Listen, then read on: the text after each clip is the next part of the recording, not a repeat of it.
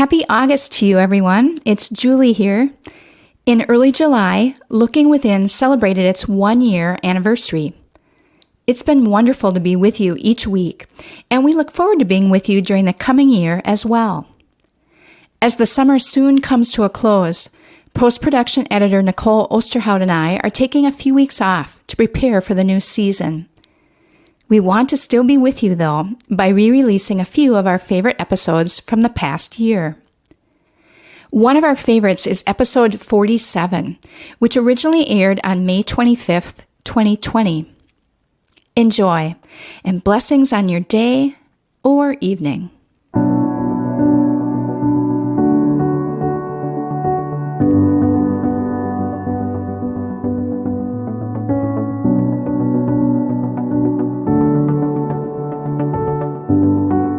Welcome to Looking Within, a podcast for the spiritual explorer in each of us.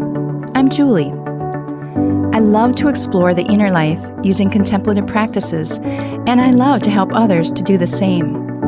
In our time together, I hope you gain a sense of hope, meaning, joy, and love. As a Christian spiritual explorer, I hope to offer some thoughts to help you see God's presence and activity in ever-expanding ways. As you listen, ponder, and experience the divine, feel free to use the spiritual perspective you are most comfortable with in our practice today. Now, let's begin. Several months ago, I watched a short video of an Eckhart Tolle talk entitled, "Life is Here to Challenge All of Us." Eckhart Tolle is a spiritual teacher and best-selling author, most notably the author of the book, The Power of Now.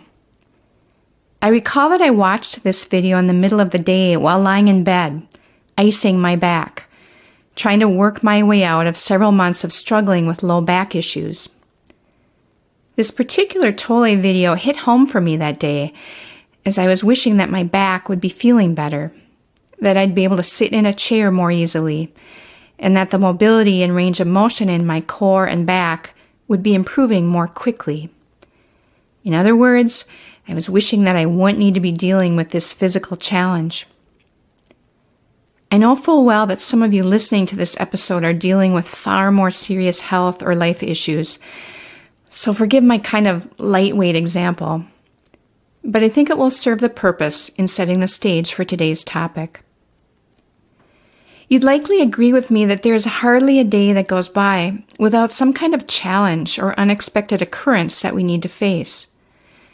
Our relationships, professional situations, finances, living situations, or our physical health. One or more of these areas usually develops a problem.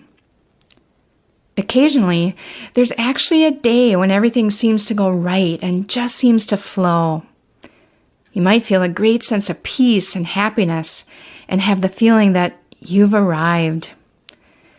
But this never lasts very long, does it? The hour or morning or day that contained this feeling of relief and stability is quickly changed by the next irritation, problem, or challenge that steps into our path.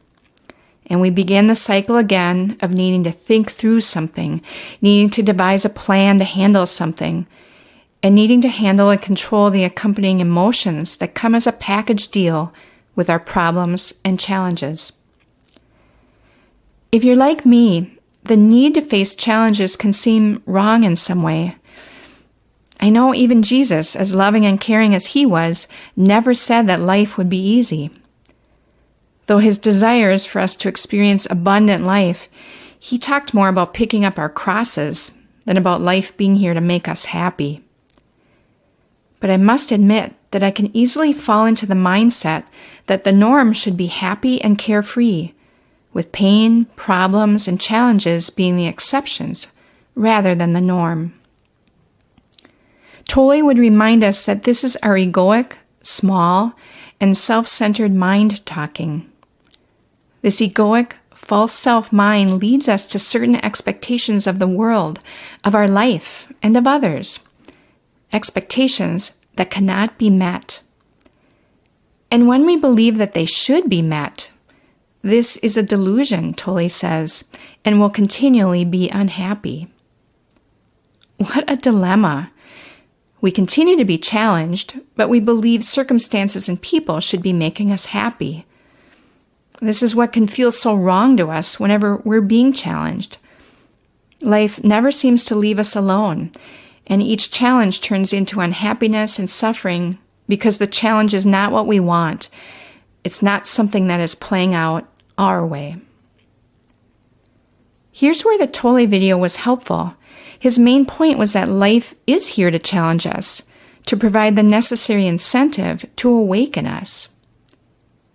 With the exception of things like grief due to a death, Tolle pointed out that as you awaken and disidentify with the egoic mind, you begin to realize that a lot of the unhappiness that you experience, maybe 90%, he said, including sadness, irritation, anger, really any state that doesn't feel good or that results from you not getting what you want, is not derived from the situation, but is produced by your mind in how you speak about the situation and the mental commentary that goes on in your mind, sometimes without you even realizing it. We can feed, nurture, and perpetuate our narratives, self-talk, and reactive thinking and become unhappy human beings. I'm sure I was mentally doing some of this the day I was laying in bed, icing my low back. Life is filled with challenges, isn't it? Challenges don't feel at all good, but paradoxically, they can also be of great help to us. They can awaken us so we can spot the repetitive, self-centered thinking that can dominate our daily life and lead to constant unhappiness and inner suffering. And even better, challenges provide us with doorways to the experience of God's grace, power, and presence. For as the Apostle Paul reminds us in 2 Corinthians in the Bible, when we are weak, then we are strong in God. Yet another paradox. Let's ponder all of this during our quiet moments together. In this quiet space and time, I'd invite you to gently close your eyes. I'll sound the Tibetan singing bowl, which will call you to look within. As you're listening to the bowl's reverberations, take 3 deep breaths. Then let your breathing return to normal whenever you'd like. Hear the sound of the bowl now. Let it center you. Let it remind you that God is here with you.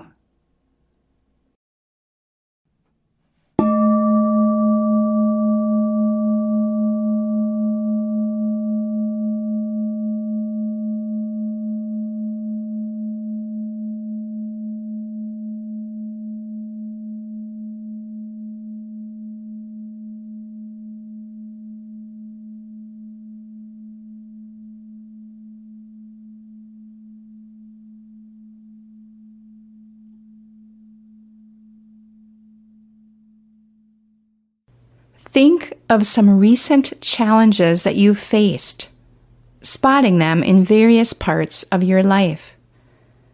Big things, small things, unexpected things, challenges with quick fixes, momentary irritations, or perhaps situations that will stay with you for a very long time. If a happy, healthy life seemed like it should be the norm, how have you felt about any challenges or problems that have come your way?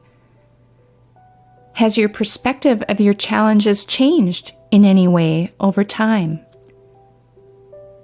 Remember the Apostle Paul's words, "For when you are weak, then you are strong.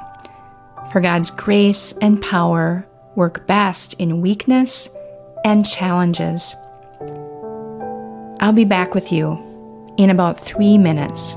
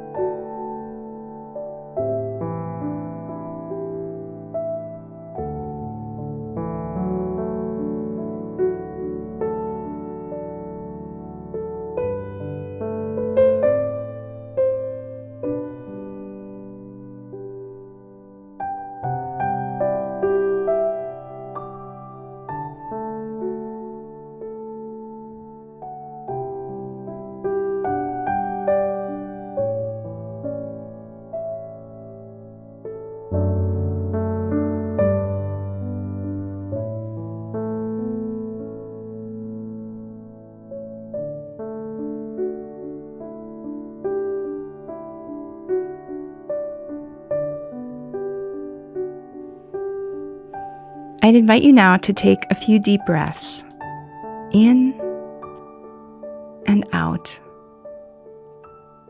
in and out. Let these breaths fill you with strength and energy. Hear me sound the Tibetan singing bowl, and as the sound of the bowl reverberates and slowly dies away, you can gently open your eyes, remaining still for a moment longer.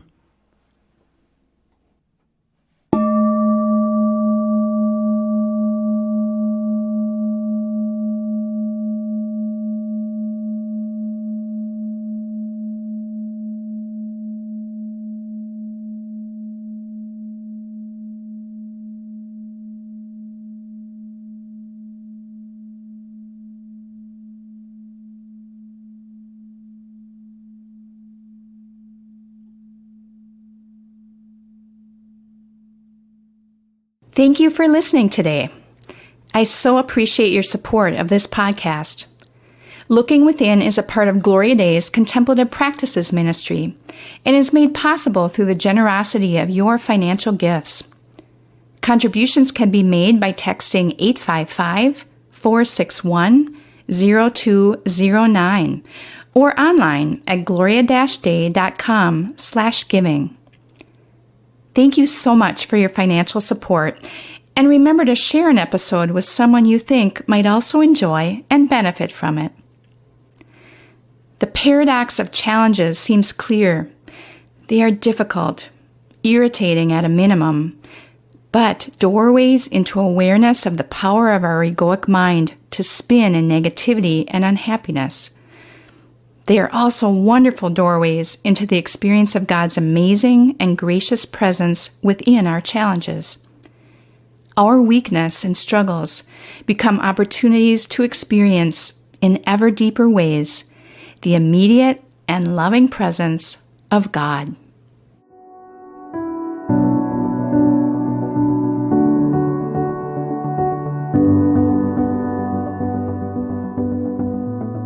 Thank you for making time for your inner self today. Whatever you've discovered and experienced, carry that with you in the coming days. You can find more episodes at our website, gloria-day, that's DEI.com/lookingwithinpodcast, or subscribe through your favorite podcast app. We'll see you next time.